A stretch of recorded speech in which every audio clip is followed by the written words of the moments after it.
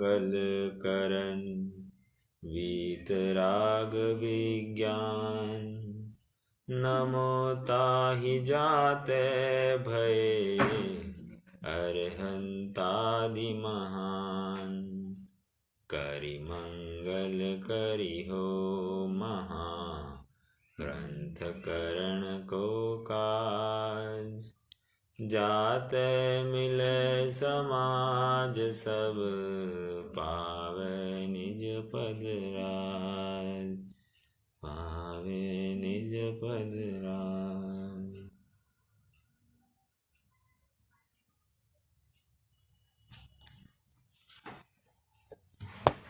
अरहंतों का स्वरूप हमने समय सापेक्ष समझने की कोशिश की, जहाँ पर बात ये आई कि जो जो अरहंत हुए हैं वह अरहंत पद जो पूजने योग्य है वो उन्होंने अपने आत्मा का आश्रय लिया है। जहाँ पर पूर्व दशा में उन्होंने गृहस्थपने संबंधी जो आसक्ति थी, जो एकत्व था, उसको त्याग दिया और स्वरूप स्थिरता के बल पर 4 घाती कर्मों का क्षय करते हुए उन्होंने अनंत चतुष्टय प्रकट किया और इसलिए वे पूज्यपने को प्राप्त हुए हैं। अब हम सिद्धों का स्वरूप को ध्या रहे हैं। ध्याने का प्रयोजन इतना ही है कि सिद्ध हमारे लिए आदर्श है। आदर्श कहते हैं तो वे हमारे श्रद्धा के श्रद्धेय भी बन जाते हैं। तो यह मूल बिंदु है कि वे हमारे श्रद्धा के स्थान पर है, इसलिए उनको ध्याया जा रहा है। और अरहंतों का विचार करना अर्थात वे ऐसे है तो उनके माध्यम से हमें एक मार्गदर्शन हो सकता है। आइए अब थोड़ा सा सिद्धों के स्वरूप की बात देखते हैं। कल 3 पंक्तियां रह गई थी। शुरू में हमने सिद्धों की जो चर्चा की उसका सार बस इतना है कि जिन्होंने 8 घाती मतलब गृहस्थ अवस्था का त्याग किया है। गृहस्थ अवस्था का त्याग कहने का तात्पर्य इतना है कि गृहस्थपना के त्याग पूर्वक गृहस्थ अवस्था गई है और मुनि धर्म अंगीकार किया। पश्चात सर्व घाती तथा अघाती कर्मों का क्षय करके अघाती कर्मों का क्षय करके अनंत चतुष्टय प्रकट कर पश्चात कुछ काल पश्चात अघाती कर्मों का क्षय करके वे निराकुल सुख को प्राप्त हो गए हैं और लोक के अग्रभाग में विराजमान हुए हैं। अब उनके 4 गुण जो प्रकट हुए उनकी भी हमने कल समय सापेक्ष चर्चा की कि वेदनीय के अभाव में अव्यबाधत्व, आयु कर्म के अभाव में जीव को अवगाहनत्व प्रकट होता है, अर्थात कितने ही जीव एक क्षेत्र में विराजमान हो सकते हैं। नाम कर्म के अभाव में सूक्ष्मत्व और वेदनीय के गोत्र के अभाव में अगुरु लघुत्व। अगुरु लघुत्व आपकी जानकारी के लिए फिर से एक बार बताओ कि अगुरु लघु नाम के 4 स्थानों पर चर्चा जिनागम में आती है।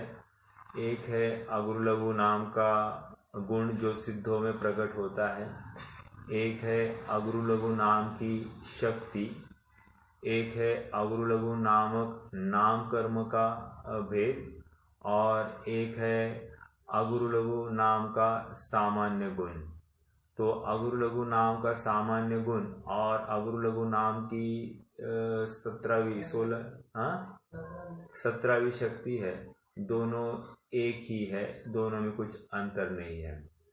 दूसरा, अगुरु लघु नामक एक नाम कर्म की प्रकृति वो ये दर्शाती है कि ये जीव इतना हल्का या इतना भारी, हल्का नहीं होता कि ऐसे ही हवा के झरोके से उड़ जाए और इतना भारी भी नहीं होता है कि वो हिल ही न पाए। तो ये अगुर लघु नामक नाम कर्म के उदय में इसकी ऐसी सामर्थ्य प्रकट हो जाती है।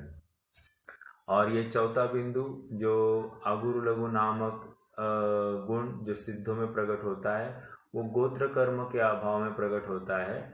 और यहाँ पर जो है कि पहले जाने वाला कोई जीव हो और अभी कोई जीव गया है तो दोनों में सीनियर जूनियर ऐसे वरिष्ठ कनिष्ठ ऐसा कोई भेद नहीं पाया जाता है।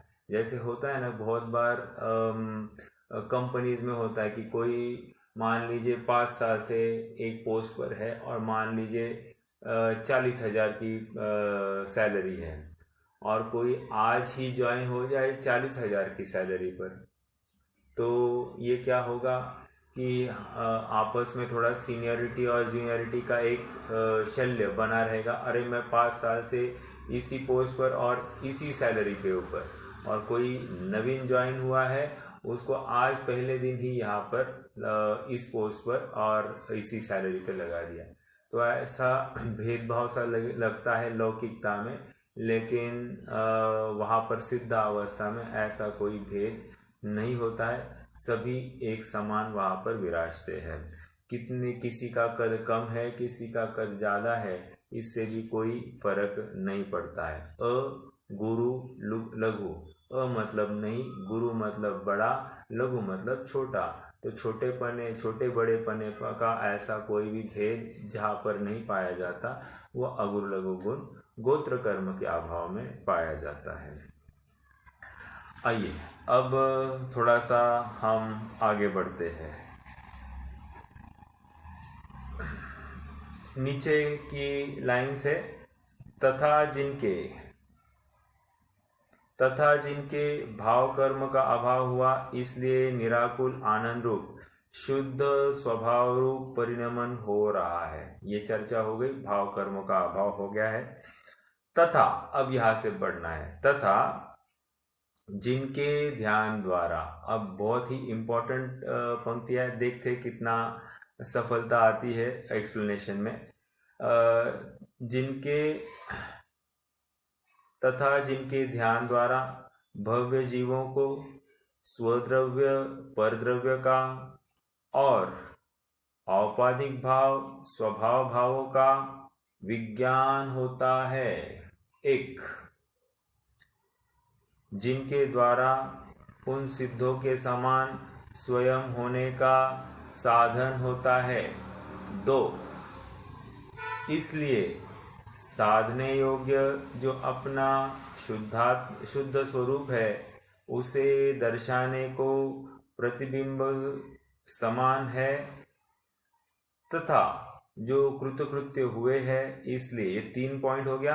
तथा जो कृतकृत्य हुए हैं इसलिए ऐसे ही अनंत काल पर्यंत रहेंगे, ऐसे निष्पन्न हुए सिद्ध भगवान को हमारा नमस्कार हो। तो यहाँ पर पहले बिंदु पे हम चर्चा करते हैं। क्या कह रहे हैं पहला बिंदु?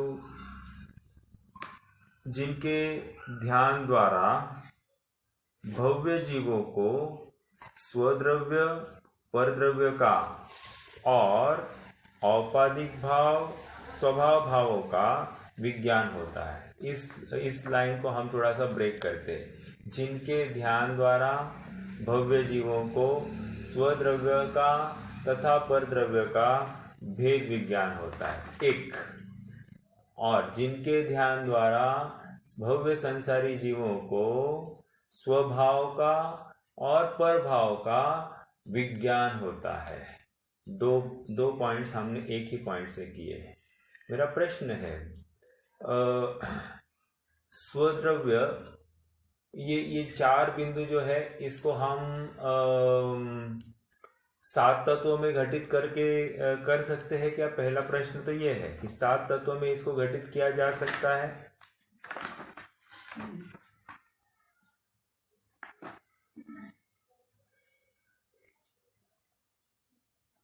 कोई बताएगा?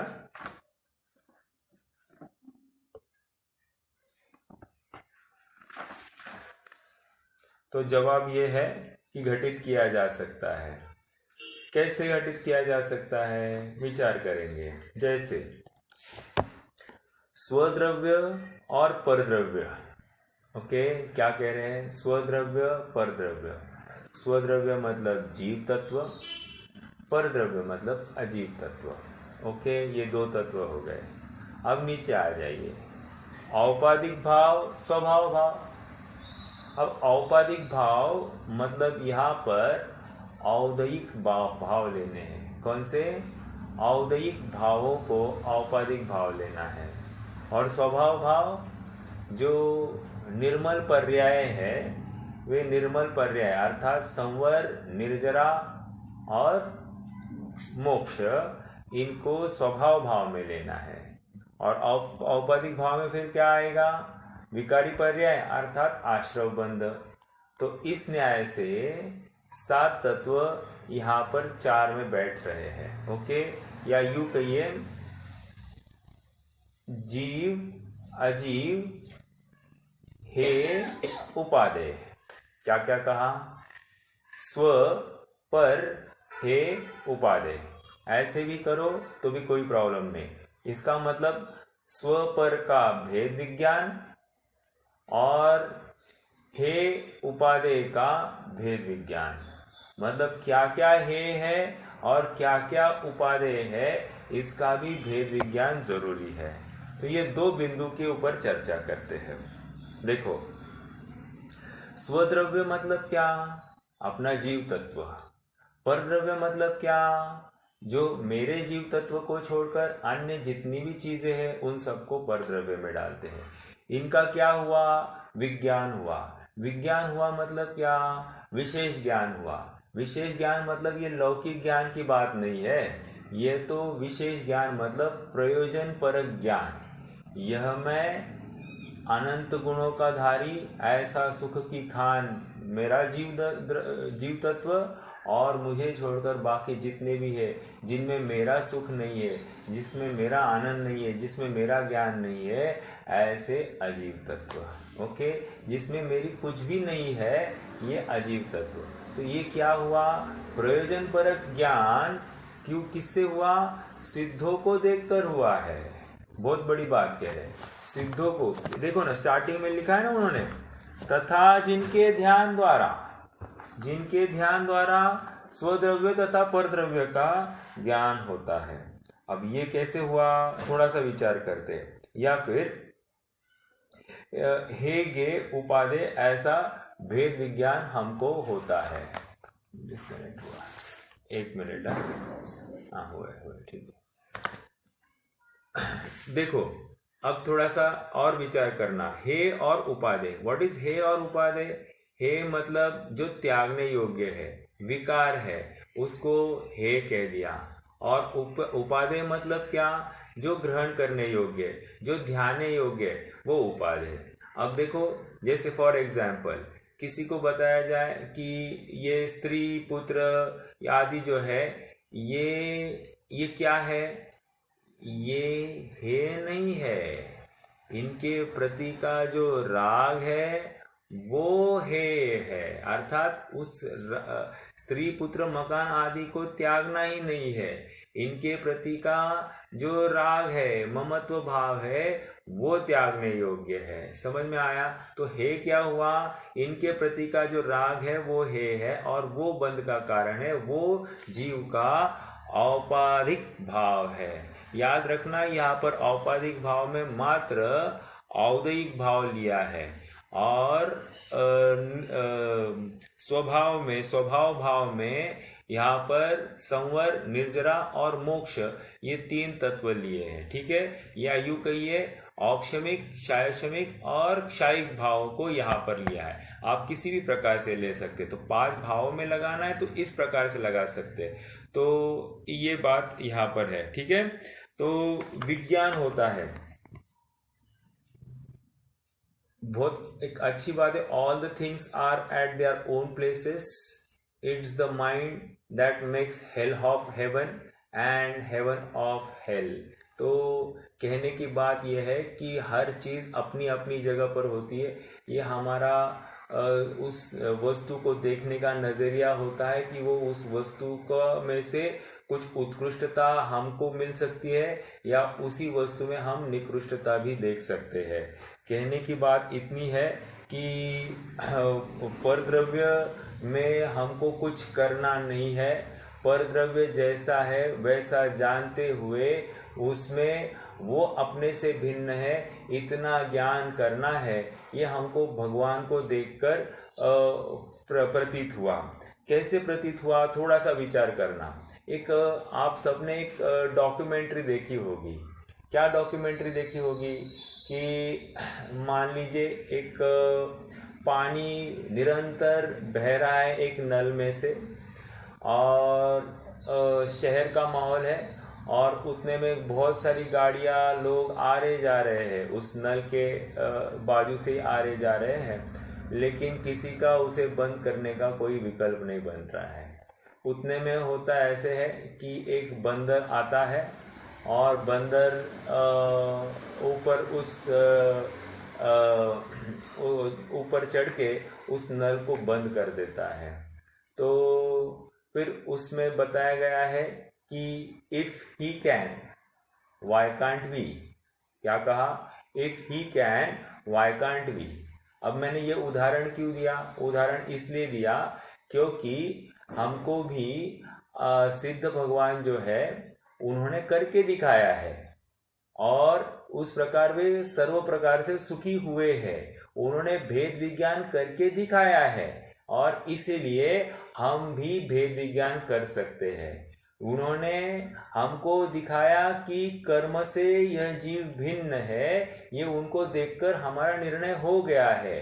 तो उन्होंने किया है इसलिए हम कर सकते हैं, ऐसा विश्वास हमको आ गया। If he can why can't we, ये इतनी बात यहाँ से हम देख रहे हैं। उदाहरण क्या दिया था, जैसे हमारा उदाहरण का सिद्धांत, जैसे हमारा उपयोग अनादिकाल से ऐसे ही विषयों में, कषायों में, औपाधिक भावों में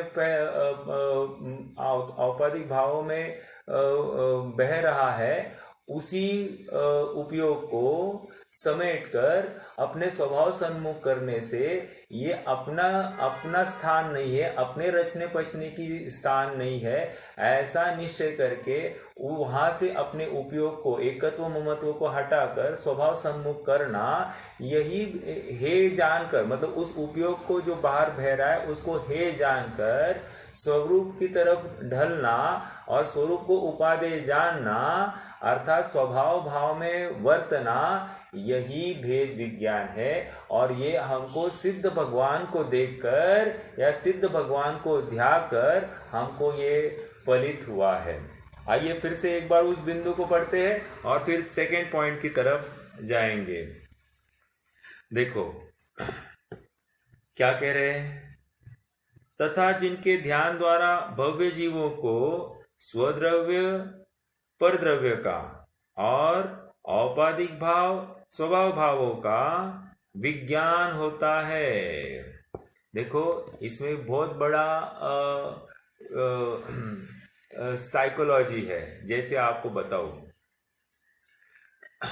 एक मैंने स्टोरी सुनी थी, वहाँ पर उन्होंने वो स्टोरी ऐसे इस प्रकार बताई थी कि मान लीजिए कोई जंगल में सफ़र हो रहा है और जंगल में सफ़र होते होते एक पेड़ को एक छोटा हाथी का बच्चा, उसको पेड़ से बांधा गया है एक रस्सी से, ओके,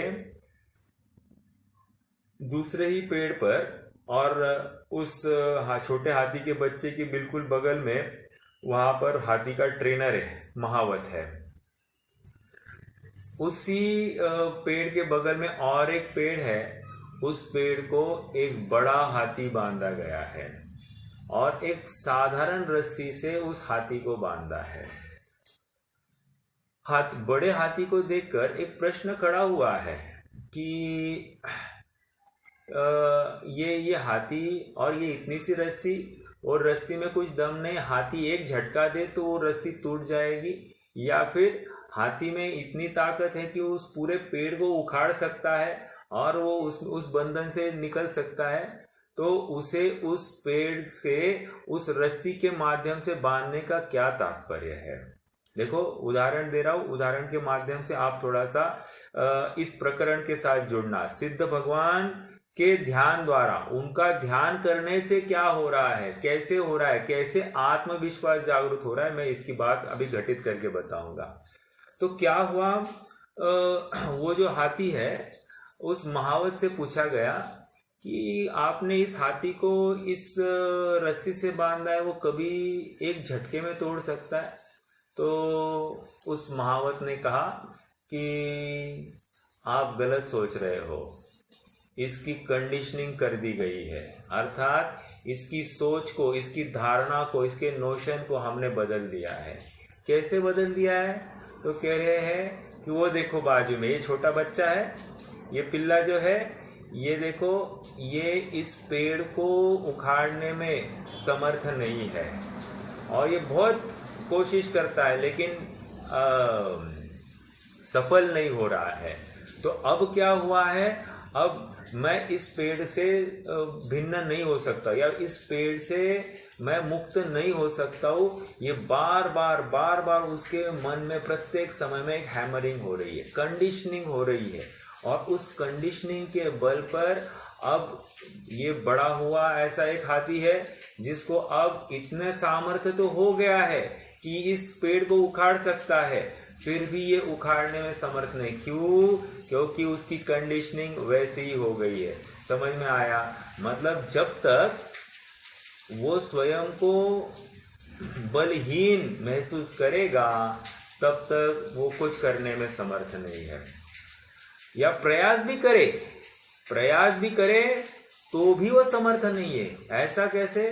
क्योंकि वो यथार्थ प्रयास नहीं करेगा, पूरा पुरुषार्थ नहीं करेगा, इसलिए वो समर्थ ही नहीं है वहां से मुक्त होने के लिए। तो उस महावत से पूछा जाए, क्यों जी, इसके मुक्त करने का क्या उपाय होगा भला? तो महावत कहता है, इस हाथी के साथ में, जो बड़ा हाथी है, इस हाथी के साथ में एक दूसरे हाथी को बांधना, जंगली हाथी को बांधना, ओके, जो पाला हुआ नहीं है, और बांधना, और वो एक झटके में इस पेड़ को उखाड़ फेंकेगा या फिर वो रस्सी से तोड़ स्वयं को मुक्त करा देगा। तो इसको देखकर इस हाथी को अपने आप विश्वास आ जाएगा कि ये कर सकता है तो मैं भी कर सकता हूँ। तो उसकी कंडीशनिंग करने के लिए इस दूसरे हाथी को 3-4 पेड़ को ऐसे उखाड़ फेंकना पड़ेगा। तो उसको देखकर इस हाथी को अपने आप आत्मविश्वास आएगा, तो ये भी झटके में झटका देकर उस पेड़ को उखाड़ देगा और ये भी मुक्त हो जाएगा।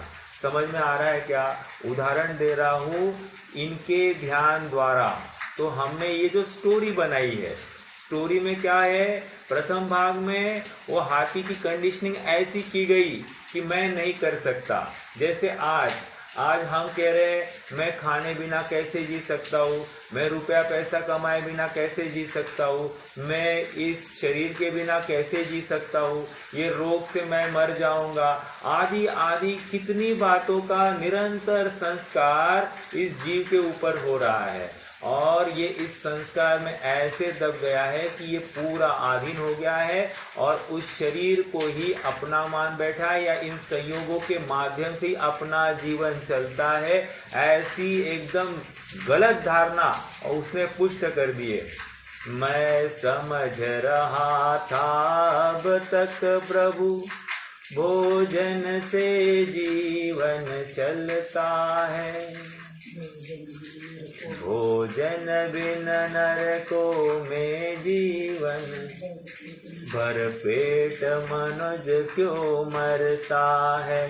वहां पर भी क्या है, वो उसने भगवान को देखा और भगवान को देखकर निर्णय हुआ, अरे वहां पर नरक में कैसे रहा, निगोद में कैसे रहा, या तिरंज अवस्था में कुछ खाने पीने नहीं रहा, या देव अवस्था में कैसे रहा। और ये निर्णय करके जब ये संसार में ही बिना भोजन का है, तो सिद्ध अवस्था में बिना भोजन का रह सकता है, इसमें क्या आश्चर्य। ओके, तो यहाँ पर ये कंडीशनिंग करने की जरूरत है इस जीव को कि मैं बिना इन संयोगों के मैं रह सकता हूँ, बिना बच्चों के, बिना स्त्री के, बिना घर के मैं रह सकता हूँ, बिना शरीर के मैं रह सकता हूँ। ऐसा दृढ़ निश्चय करने के लिए निरंतर वो धारणा में बना रखना चाहिए। अर्थात जब जब हम शरीर आश्रित कोई क्रिया करते होंगे, उस समय उस अपने अंतस को या अपनी धारणा में ये पुष्ट करना कि मैं इसका करता नहीं है, या मैं इस भोजन से जीता नहीं हूँ। ये पानी आदि जो है ये तो शरीर की योग्यता से है, अपनी योग्यता से नहीं है। अपने में एक बूंद भी या एक कण भी इस भोजन आदि का जाता नहीं है, मेरा इससे कुछ भी लेना देना नहीं है। समझ में आया? तो ऐसी जब धारणा हो जाएगी, ऐसी जब कंडीशनिंग हो जाएगी, तो अपने आप ये जीव मुक्ति के लिए प्रयासरत होगा, क्योंकि उसकी धारणा बदल जाएगी। और एक उदाहरण है, देखो कुछ एक विशिष्ट प्रकार की मक्खियां होती है, अगर वे उड़ती है तो 12-12 फीट तक उड़ती है। कितने? 12 फीट तक। अब क्या करना है, उन मक्खियों को क्या करना, एक छोटे से डिब्बे में भर देना। अब डिब्बे का ढक्कन लगा हुआ है, तो क्या करना, क्या होगा, वे मक्खियाँ उड़ेगी, ढक्कन को धड़क कर फिर से नीचे गिरेगी, फिर उड़ेगी, फिर ढक्कन को धड़क के नीचे गिरेगी। अब क्या होगा, कुछ काल के बाद में वे कंडीशन्ड हो जाएगी कि नहीं, मैं इसके ऊपर उड़ ही नहीं सकती। तो अपने आप अब वे बर्तन के अंदर ही उड़ती है, ऊपर ढक्कन तो को भी नहीं छुएगी, बर्तन के अंदर ही उड़ती है और फिर से नीचे आती है। अब उसका सामर्थ्य था 12 फीट तक उड़ने का, और अब वो क्या हुआ, ढक्कन खोलने के बावजूद भी वो उड़ने में समर्थ नहीं है।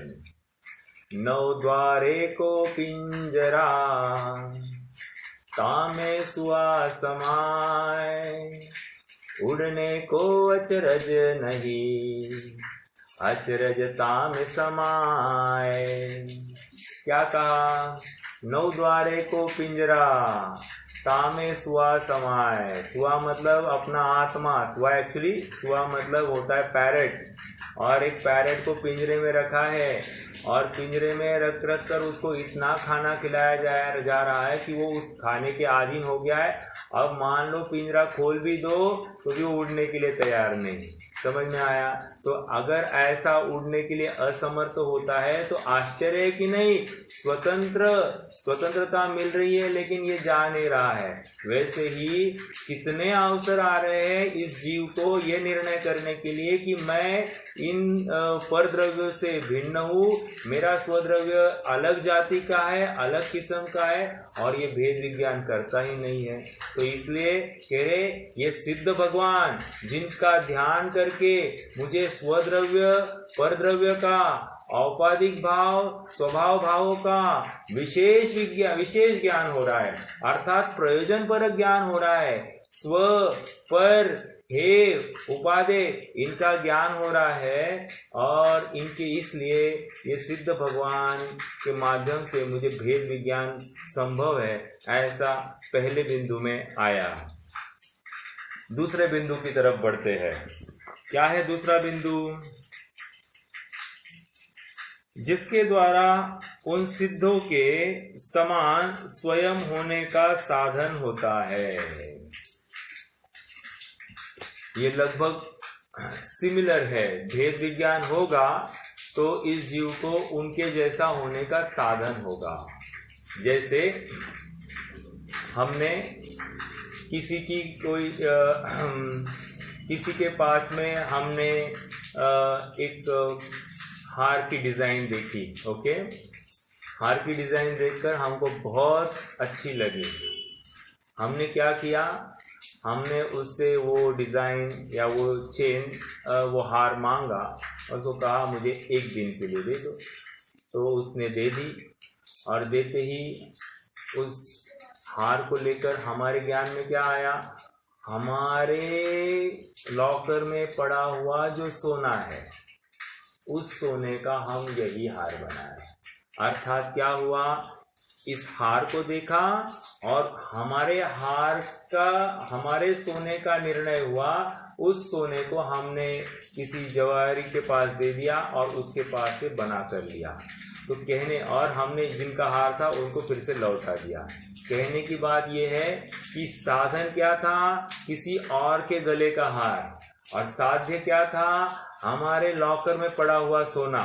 तो उसी प्रकार यहाँ पर क्या कह रहे हैं, जिनके द्वारा उन सिद्धों के समान स्वयं होने का साधन होता है, अर्थात उनको देखकर हमको भी ललचाता है जी कि हम भी इनके समान सर्व सुख संपन्न हो जाए। ऐसी भावना सिद्धों को देखकर या सिद्धों को ध्याकर, उनके स्वरूप को ध्याकर हमको भी होती है। तो कोई कहेगा हमको तो नहीं हो रही है, नहीं हो रही है, तो माय डियर फ्रेंड, आपने स्वयं को सिद्ध समान ध्याया ही नहीं है। जो शुद्ध जाने आत्मने वह शुद्धता ने प्राप्त हो, अनशुद्ध जाने आत्मने अवशुद्धता को प्राप्त हो। क्या है, जो स्वयं को शुद्ध जानता है वो शुद्धता को प्राप्त होता है, जो स्वयं को अशुद्ध जानता है वो अशुद्धता को प्राप्त होता है। या यूं कहो, जो स्वयं को सिद्ध समान ध्याता है वो सिद्ध होने को, सिद्धता को प्राप्त हो, जो स्वयं को संसारी रूप ध्याता है वो संसारता को प्राप्त हो। तो ये हो रहा है कि नहीं हो रहा है? अरे ये किसी समय सार की 186वीं गाथा है। कहने की बात ये है कि हम स्वयं को कैसे ध्याते हैं, स्वयं को कैसे कंडीशन कर रहे हैं, उसके अनुसार हमारी प्रकृति घटित होते जा रही है। इसलिए करना क्या, स्वयं को सिद्ध समान देखना। जो निगोद में सो ही मुझ में, सो ही मोख मंझार। तो कह रहे जो निगोद में, सो ही मुझ में, सो ही मोख मंझार। वो जो परंपरा रूप स्वयं को शुद्ध शुद्ध शुद्ध देखना है वो इस प्रकार देखना है। हम पर्याय भी देखे तो हमको उसमें सिद्धपना दिखाई दे, कोई विकृत पर्याय भी देखे तो उसमें सिद्धपना दिखाई दे, तो अपने आप क्या होगा, समभाव आ जाएगा, इष्ट अनिष्ट की कल्पना छूट जाएगी, आसक्ति हट जाएगी और भेद विज्ञान हो जाएगा। ये मेरा जीव तत्व है, वो मुझे सर्व प्रकार से सुखी करने में समर्थ है, तो मैं यहाँ वहाँ ताकझाक क्यों करूँ? मुझ में कुछ कमी हो तो मैं बाहर देखूं, मुझ में कुछ ज्यादा हो तो मैं बाहर को दूं। ऐसा मुझ में ज्यादा है नहीं और ऐसा मुझ में कुछ कम है नहीं। रविंद्र जी की भी हाँ, मुक्ति में व्यक्त है जैसा यहाँ व्यक्त है वैसा, अबद अस्पृष्ट अनन्य नियत जीवन हमारा है। वहां पर भी क्या कह रहे, मुक्ति में व्यक्त है वैसा, यहाँ अव्यक्त है। कहने की बात यह है, मुक्त जीव को देखकर हम अपने स्वरूप को ध्याए, क्योंकि यहाँ पर व्यक्त नहीं है ना, इसलिए फिर हम जिनका व्यक्त हुआ है उनके स्वरूप का ध्यान करें और हम अपने में व्यक्त करें। ओके, तो ये दूसरा बिंदु यहाँ पर हमने देखा कि ये ध्याना है। देखो वैसे सिद्ध भगवान, ये आश्चर्य है। क्यों आश्चर्य है? क्योंकि जैसे लोक में तो आश्चर्य क्या है, जो नवीनता होगी, कहीं उसके जैसा अन्य कहीं नहीं होगा, उसको आश्चर्य कहा जाता है। उसी प्रकार यहाँ पर सिद्ध भगवान भी एक आश्चर्य है। कैसे आश्चर्य? कह रहे हैं कि बिना किसी साधन सामग्री के, बिना किसी खान पान के, बिना शरीर के, बिना विषय भोगों के, बिना किसी संपन्न धन आदि के कोई सुखी रह सकता है, ऐसा विश्वास हमको सिद्ध भगवान को देखकर हुआ। इसलिए सिद्ध भगवान ध्यान योग्य है, ऐसा हमारा निर्णय हो रहा है। क्योंकि कोई इन सभी साधनों से रहित भी सुखी रह सकता है, ऐसा विश्वास हमको सिद्ध भगवान को देखकर हो रहा है। ओके, तो ये दूसरा बिंदु कौन सा? जिनके द्वारा उन सिद्धों के समान होने का साधन होता है, अर्थात हमारा भाव होता है, हमारा पुरुषार्थ होता है कि हम भी if he can why can't I, ऐसा पूर्ण विश्वास होता है, ऐसे भाव होते हैं कि हमको उनको देखकर उनके जैसा बनने का एक चिंतन हमारे ध्यान में आती है। यदि ध्यान में नहीं आती है तो हम सिद्ध को नमो सिद्धानम जो करते हैं, उस सिद्धानम में कोई दम नहीं आया। समझ में आ रहा है? जिस दिन ऐसे भावना प्रकट होगी या तीव्रता को प्राप्त होगी तो समझना कि हमारा संसार में काल अल्प है।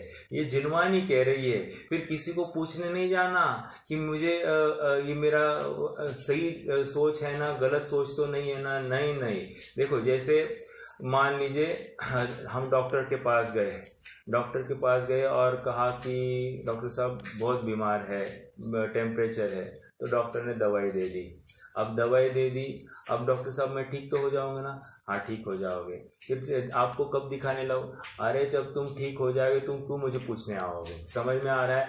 ऐसी बात है कि अपने आप जब हमको ये सब विषय हमको मतलब उसमें रस टूट जाएगा, रुचि ही नहीं रहेगी, स्वयं अपने आत्मा के ऊपर इतना भरोसा आ जाएगा कि उसमें सुख ही सुख भासित होगा, तो हम बाहर क्यों जाएंगे? तो हमको संसार की रुचि है या नहीं है, ये पूछने के लिए किसी भविष्यकार या किसी विशेषज्ञ तो जरूरत नहीं है। वो तो हम स्वयं ही हम अपने परिणाम को जान सकते।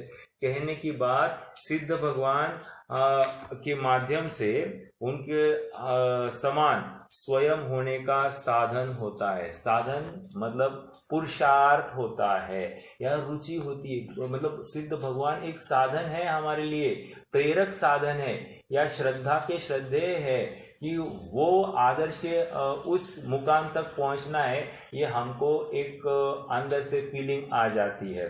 देखो, बाहर देखते हैं ना, जैसे कोई गलत, मैं एग्जाम्पल तो यहाँ पर सूट मतलब योग्य नहीं है, लेकिन कोई कैडबरी खा रहा है। अब उसके मुंह में कैडबरी देखकर हमको लगता है कि नहीं, छोटे बच्चे को लगता है कि नहीं मुझे भी करता है वो करता है कि नहीं, बस दूसरे को देखकर ये करता है कि नहीं, क्यों? ललचाया है। तो वो साधन हो गया सामने वाला। और ये, या फिर वो दुकान में भी दुकानदार भी क्या करता है, सबसे आगे प्रेजेंटेबल वो सब चॉकलेट्स रख देता है। क्यों? जैसे बच्चा आएगा वो लपकने वाला है, तो उसको मालूम है जो बिकना है वो एकदम सामने प्रेजेंटेबल चाहिए, और ऐसा प्रेजेंट करता है कि वो एकदम से उसको ग्रहण करने के भाव होते हैं। तो यही बात है, सिद्ध भगवान भी ऐसे प्रकार से हमारे सामने प्रेजेंट हुए हैं, तो हमको भी ऐसा तीव्र भाव हो जाता है कि हम भी सिद्ध बन जाए। ठीक है, अब तीसरा बिंदु, इसलिए साधने योग्य जो अपना शुद्ध स्वरूप है उसे दर्शाने को प्रतिबिंब समान है। अब ये बहुत जबरदस्त बात है। कैन एनीबडी से टेल मी, प्रतिबिंब किसको कहते हैं?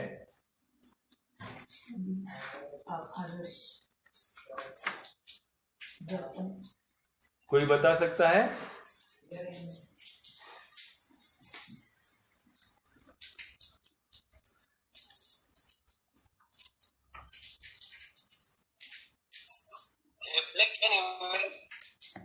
Very nice. रिफ्लेक्शन को बहुत अच्छा है, एकदम बिल्कुल। तो रिफ्लेक्शन, प्रतिबिंब मतलब क्या? रिफ्लेक्शन। जैसे मैं थोड़ा सा आपको बताऊं, अपन सेंटेंस बाद में देखने वाले हैं, लेकिन थोड़ा सा मैं समझाऊँ आपको। देखो मैंने ना ऐसा घर के अंदर बैठा था और बाहर से कोई व्यक्ति आया है, लेकिन व्यक्ति तो दिखा नहीं है, एक परछाई दिखी है। वो परछाई क्या दर्शा रही है, किसकी परिचायक है? कि कोई ना कोई व्यक्ति आया है। तो देखी है परछाई और दिखा है ध्याया है कोई व्यक्ति। ओके, अब दूसरी बात ले लीजिए, हम आईने के सामने खड़े हैं। ओके, आईने में क्या दिखाई दे रहा है? आईना किसका परिचायक है? आईने में दिखाई दे रहा है प्रतिबिंब। है किसका? मेरा। समझ में आया? अब यहां पर इस सेंटेंस पर थोड़ा ध्यान दीजिए। इसलिए साधने योग्य जो अपना शुद्ध स्वरूप है उसे दर्शाने को प्रतिबिंब है। फिर से, इसलिए साधने योग्य जो अपना शुद्ध स्वरूप है, मेरा शुद्ध स्वरूप है, उसे दर्शाने को, दिखाने को प्रतिबिंब है। प्रतिबिंब मतलब सिद्ध भगवान इज अ रिफ्लेक्शन, एंड मेरा आत्मा है, मेरे आत्मा का प्रतिबिंब वो सिद्ध भगवान है। ये समझ में आ रहा है क्या? What is he trying to say? क्या है? फिर से, इसलिए साधने योग्य जो अपना शुद्ध स्वरूप है उसको दर्शाने को प्रतिबिंब समान है। मतलब जैसे आईने के सामने मैं खड़ा होता हूं तो मेरे मुख पर कुछ कम ज्यादा हो गया है, या कोई भी हाव भाव है, या मेरा कैसा, मेरी मुद्रा है, ये दिखाने के लिए आईना समर्थ है कि नहीं? जैसे मैं हाव भाव करूंगा वैसे मुझे आईना दिखाएगा कि नहीं? तो आईना हो गया प्रतिबिंब। आईना ही मुझे, मेरा ही परिचायक है, मेरे बहिरंग का परिचायक मेरा आईना है। ओके, अब यहाँ पर कह रहे मेरा अंतरंग अर्थात मेरा शुद्धात्मा को दर्शाने का परिचायक सिद्ध भगवान है। अर्थात सिद्ध भगवान is a reflection of my आत्मा। समझ में आया? कितनी बड़ी बात कह दी है। देखो ये बात कहाँ से उठाई है? यह बात उठाई है आत्मख्याति की टीका से। देखो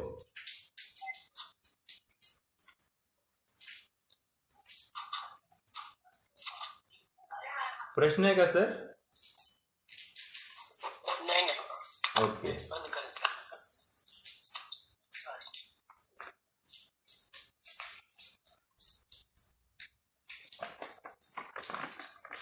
एक मिनट में जस्ट आपको बताओ। वो आत्मख्याति की टीका है।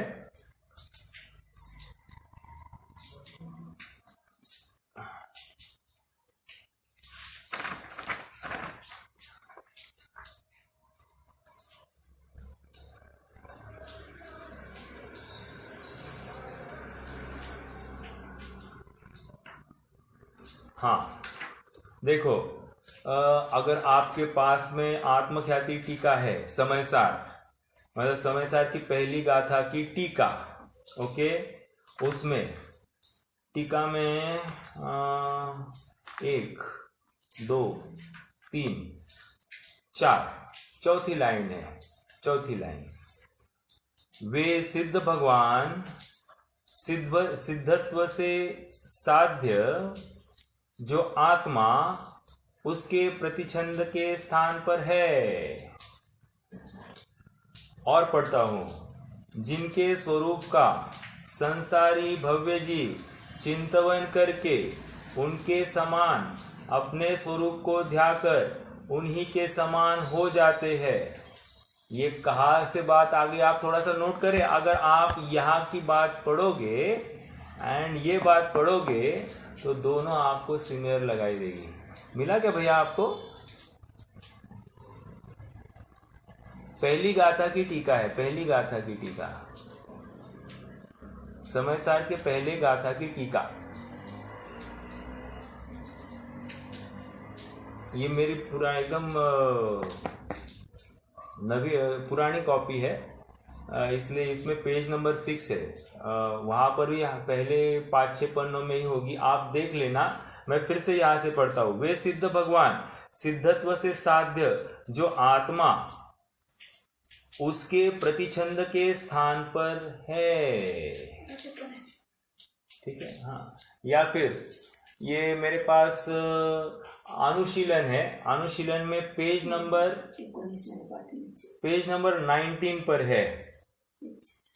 ठीक है, ये हो गई।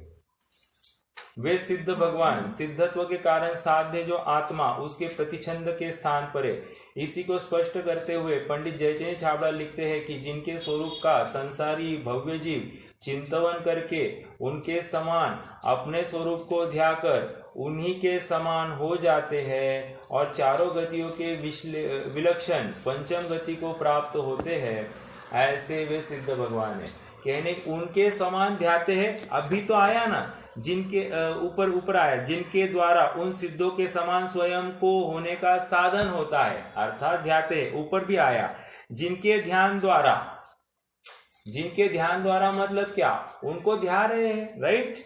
और लास्ट में ये क्या है, इसलिए साधने योग्य जो अपना शुद्ध स्वरूप उसे दर्शाने को प्रतिबिंब समान है। देखो ये फिर से समय सार की बात यहाँ पर उद्धृत की है। अब कितनी विचक्षण बुद्धि चाहिए कि बराबर प्रसंग आया तो उस प्रसंग में उस बात को लगा लेना है ना। कट पेस्ट भी करना है तो उसके लिए भी थोड़ी सी बुद्धि चाहिए, और उस बुद्धि का उन्होंने कितना यथार्थ उपयोग किया है, आपको उनकी विद्वत्ता का ये छोटा सा अंश यहाँ पर भी दिखाई दिया कि सिद्धों को बराबर, और जो शैली आत्मख्यातिकार की है अर्थात अमृतचंद्र की है ना, वही शैली उन्होंने यहाँ पर अप्लाई की है। इसलिए मतलब उनके ज्ञान में जो आत्मख्याति के प्रति जो एक सॉफ्ट कॉर्नर था वो यहाँ पर झलक रहा है, क्योंकि उनकी शैली उसी को कॉपी करती हुई है।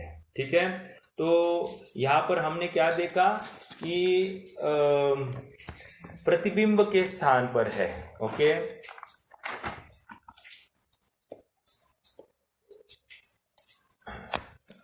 निष्कर्ष इतना ही है कि यदि हम कबीर को ध्याते हैं, कबीर का याद करते हैं, सबके पल्ले लाल लाल बिना कोई नहीं, याते भयो कंगाल गांठ खोल देखी नहीं। अर्थात यहाँ पर ये प्रेरणा दे रहे हैं कि सबके पल्ले लाल अर्थात सबके पल्ले अनंत अनंत शक्तिमान ऐसी एक वस्तु या एक सामर्थ्यवान वस्तु है जिसका नाम आत्मा है। ओके, लेकिन आत्मा को अपनी सामर्थ्य का ख्याल ही नहीं आया है, तो क्या हुआ, वो कंगाल बना रहा। और कंगाल क्यों बना रहा, क्योंकि उसने अपने सामर्थ्य को खोलकर देखा ही नहीं। देखो एक किंग ऑफ स्प्रूस था, किंग ऑफ स्प्रूस आपको मालूम है, वो किंग ऑफ स्प्रूस एक युद्ध हार गया था और उसको फिर से प्रेरणा किससे मिली, एक मकड़ी से मिली। मकड़ी स्पाइडर क्या कर रहा था, वो नीचे से ऊपर जाने की कोशिश कर रहा था, लेकिन बार बार ऊपर चढ़ता फिर से गिरता, फिर से चढ़ता फिर से गिरता, और अंत में बराबर जाला डालकर वो ऊपर चढ़ने में समर्थ हुआ। तो उस मकड़ी से इस किंग ऑफ स्प्रूस ने, इस राजा ने प्रेरणा ली और ये फिर से आगे बढ़ा। वो उसने कहा if he can why can't I, मतलब अगर वो इतना पुरुषार्थ कर सकता है तो मैं, देखो मतलब कहाँ से कौन प्रेरणा लेगा हम नहीं कह सकते। जब एक साधारण तुच्छ जीव से इतना पंचेंद्रिय संगी पंचेंद्रिय राजा भी प्रेरणा ले सकता है, तो जो परम सुख को प्राप्त हुए ऐसे हमारे सिद्ध भगवान इनके स्वरूप को ध्याकर हम प्रेरणा नहीं ले तो हमारे जैसे पामर जीव और कौन होंगे। समझ में आया आगे।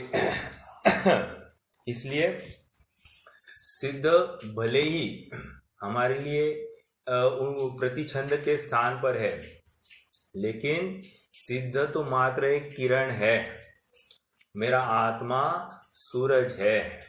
समझ में आया? सिद्ध तो मात्र एक बिंदु है, मेरा आत्मा तो सिंधु है। समझ में आया? तो कहने की बात यह है, भले ही वे है लेकिन मेरे लिए सर्वस्वी मेरा आत्मा है। बस उनको देखकर मुझे मेरा निर्णय करना है और मेरा निर्णय करके मुझ में जम जाना है, मुझ में रम जाना है। बहुत बार होता है ना कि हम किसी दूसरे की वस्तु देखें और उस वस्तु को देखकर हमको हमारी वस्तु की याद आ जाए, और यही बात हो रही है। हम, या फिर मैं थोड़ा सा और अच्छे से उदाहरण दूं, हमने किसी दूसरे के बाग में आम देखे नहीं, आम देखकर हमने उसकी क्वालिटी को चखा भी, लेकिन हमको अब अगली बार आम खाना है तो उसके पास नहीं मांगना है। हम क्या करेंगे, वैसे का वैसा बीज हम हमारे खेत में बोएंगे और उस खेत में बोए हुए जो बीज से जो पेड़ आया और उसको फल लगा, उस फल को हम चखेंगे। अर्थात हमारी खेत का फला हुआ जो फल है उसी को भोगने में ज़्यादा आनंद है। दूसरे के बाग से चुरा कर लेने में या मात्र देखते रहने में पेट भरता नहीं है। हमारी खेत से जो निकलेगा हम चाहे उतना खाए, हमको कोई रोकने टोकने वाला नहीं होगा। बाहर के बाग से लाने में लिमिटेशन होगी, हमारे यहाँ पर जो भोग होगा वो अनलिमिटेड होगा। इसलिए यहाँ पर ये प्रेरणा दे रहे हैं कि हमारे बाग में अर्थात हमारे आत्मा में ही जमने रमने में ज़्यादा आनंद है, और वो हमको प्रेरणा सिद्धों के माध्यम से मिल रही है। आइए थोड़ा सा नीचे और पढ़ते, एक आध पंक्ति है। तथा जो कृतकृत्य हुए हैं इसलिए ऐसे ही अनंत काल पर्यंत रहते हैं।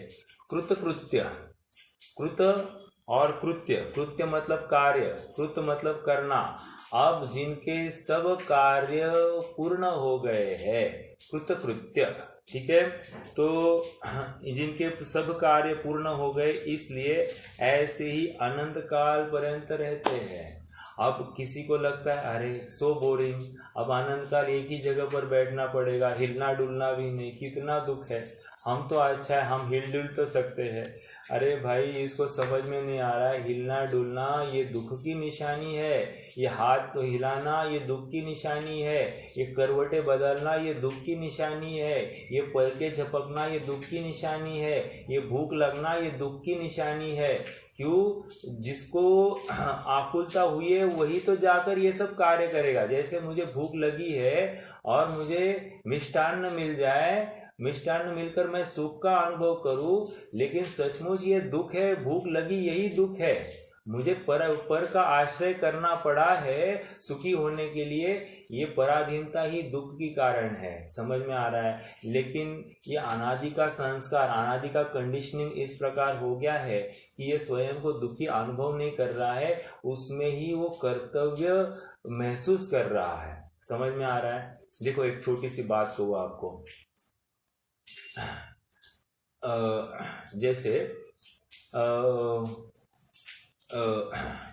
जैसे अभी एग्जाम्पल ये था कि मेरी एक भतीजी है, वो भतीजी ने उसकी मम्मी को पूछा कि मम्मी ये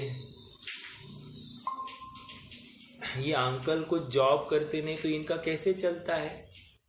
तो उसकी मम्मी ने उनको कुछ कहने में समर्थ नहीं रही। लेकिन जब मुझसे पूछा गया तो मैंने कहा अपनी ज़रूरतें कम हो गई है तो हमारा जितना है उसमें हमारा चल जाता है, तो इसलिए ज़्यादा कमाने से और आकुलता बढ़ती है और उससे प्रयोजन का कोई सिद्धि होती नहीं है। तो हमने ज़्यादा कमाना बंद कर दिया, जितना है उसमें सीमित हो गए और अपना कार्य हो रहा है। निष्कर्ष ये है कि किसी को ये दिखे तो सही कि बिना कमाए भी कोई रह सकता है, ऐसा ही यहाँ पर बात चल रही है। किसी को ये विश्वास तो होवे कि बिना खाए पिए, बिना कुछ शरीर के आश्रय से कोई सुखी हो सकता है, और जब हमने उनको देखा हमारा निर्णय हो गया, और निर्णय हो गया तो हमें वो विश्वास आया, तो हमने भी स्वयं को उस रूप से ध्याया, तो हमको भी वैसे ही सुख की प्राप्ति हो गई। कहने की बात इतनी है, ये सिद्ध भगवान कृतकृत्य हुए, सभी कार्य पूर्ण हो गए हैं, इसलिए ऐसा ही अनंत काल पर्यंत रहेंगे। ऐसे निष्पन्न हुए सिद्ध भगवान को हमारा नमस्कार है। ऐसे निष्पन्न मतलब अभी जो आउटकम आया है, जो प्रोडक्ट आया है, जो फाइनल आउटकम आया है, ऐसी वो अवस्था जो प्योर अवस्था है, उस प्योर अवस्था को जिसने धारण किया है, उस अवस्था को हमारा नमस्कार इसलिए क्योंकि उन्होंने अपने आत्मा का आश्रय लिया है। ठीक है, हमको बहिरंग अवस्था को नमस्कार नहीं है, लेकिन उस आत्मा की जो विशुद्धि हुई है, उस विशुद्धि को हमारा नमस्कार है। समझ में आया? तो ये बात हमने प्रतिबिंब के माध्यम से ये समझी कि प्रतिबिंब is nothing but a photo copy. Okay, ये सिद्ध भगवान मेरी फोटो कॉपी है, और इसीलिए उस फोटो कॉपी के माध्यम से मैं अपने स्वरूप को ध्याऊं, ऐसी भरसक प्रेरणा यहाँ पर दी गई है। इसलिए सिद्ध भगवान को ध्याते हैं, यहाँ पर वो बात आ रही है, क्योंकि वे अत्यंत अत्यंत प्रेरणा है, मेरे श्रद्धा के श्रद्धे है, श्रद्धा करनी है तो सिद्ध भगवान के ऊपर करनी है। ओके, तो आज हमने सिद्धों का स्वरूप देखा। सोमवार से, आज गुरुवार है, अच्छा कल भी है सिद्धो। हाँ बोलिए ना। यहाँ पे भाव कर्म का अभाव यहाँ पे क्यों लिया है, जबकि अर्यंत अवस्था में ही वो ये हो जाता है ना, राग द्वेष का अभाव हो जाता है। राइट यहाँ राइट क्यों लिया है फिर से? हाँ लिया है, क्योंकि वो प्रोसेस बताई है। कोई अलग से मात्र यही प्रोसेस पढ़े तो उसको कोई ऐसा नहीं होना चाहिए कि कोई डायरेक्टली वो अवस्था होती है, ये क्रमशः इसी प्रकार होता है, तो ये बताने की बात है। अब लॉजिकली जैसे हमने अरहंतों के स्वरूप में मुनि धर्म अंगीकार करके, तो हमने मुनि धर्म अंगीकार करने के लिए हमने मुनि अवस्था की पहली लाइन देखी थी, क्या कि जो विरागी होकर समस्त परिग्रह का त्याग करके शुद्धोपयोग रूप मुनि धर्म अंगीकार करके, वो यहाँ पर हमने कट पेश किया था। तो बस यहाँ पर भी उन्होंने वहाँ की बात यहाँ पर उठाकर बताई है, तो ज़्यादा एलाब्रेशन और क्लैरिटी देने के लिए वो कथन है, बाकी और कोई प्रयोजन नहीं है। और कोई प्रश्न है?